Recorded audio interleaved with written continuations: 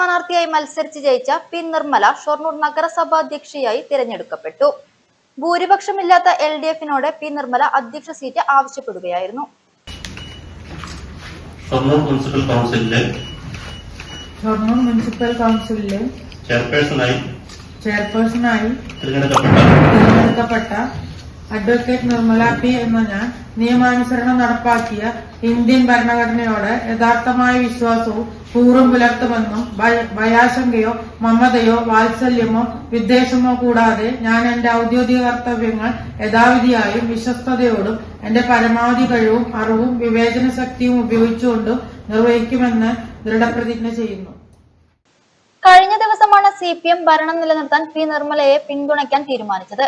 17 LDF അംഗങ്ങളും നിർമ്മലയ്ക്ക് vote ചെയ്തു. നിർമ്മലയുടെ വോട്ടടക്കം ആകെ 18 വോട്ടുകൾ നേടി. BJPയുടെ 12 വോട്ടുകൾ അഡ്വക്കേറ്റ് സിനി മനോജ് നേടി. സീന കോൺഗ്രസിന്റെ 5 വോട്ടുകൾ നേടി. വാർഡ് 32 മഞ്ഞക്കാട്ടിൽ നിന്നും LDF സ്ഥാനാർത്ഥിയായ രജനിയെ തോൽപ്പിച്ചാണ് നിർമ്മല വിജയിച്ചത്. സ്വതന്ത്ര സ്ഥാനാർത്ഥിയായി മത്സരിച്ച നിർമ്മലയ്ക്ക് UDF-ഉം പിന്തുണ നൽകിയിരുന്നു. അധ്യക്ഷ സ്ഥാനം തന്നില്ലെങ്കിൽ UDF-ന്റെയും BJPയുടെയും പിന്തുണ തേടുമെന്ന് നിർമ്മല പാർട്ടിയെ അറിയിച്ചിരുന്നു. 2015-ൽ CPM ഭരണസമിതിയിൽ സ്ഥിരം സമിതി അധ്യക്ഷയായിരുന്നു പി നിർമ്മല. 18 സീറ്റുകൾ ഭൂരിപക്ഷം വേണ്ട നഗരസഭയിൽ LDF 17 സീറ്റുകളാണ് ആകെ നേടിയത്. BJP 12 സീറ്റും UDF 5 സീറ്റും നേടിയിരുന്നു. നിർമ്മലയെ അധ്യക്ഷ സ്ഥാനാർത്ഥിയായി മത്സരിച്ച് BJPയും UDF-ഉം പിന്തുണ നൽകി LDF ഭരണം താഴെയിറക്കാൻ ആദ്യം ശ്രമം നടത്തിയിരുന്നു. പാർട്ടി എന്നെ അധ്യക്ഷ സ്ഥാനത്തേക്ക് പരിഗണിച്ചതിൽ വളരെയധികം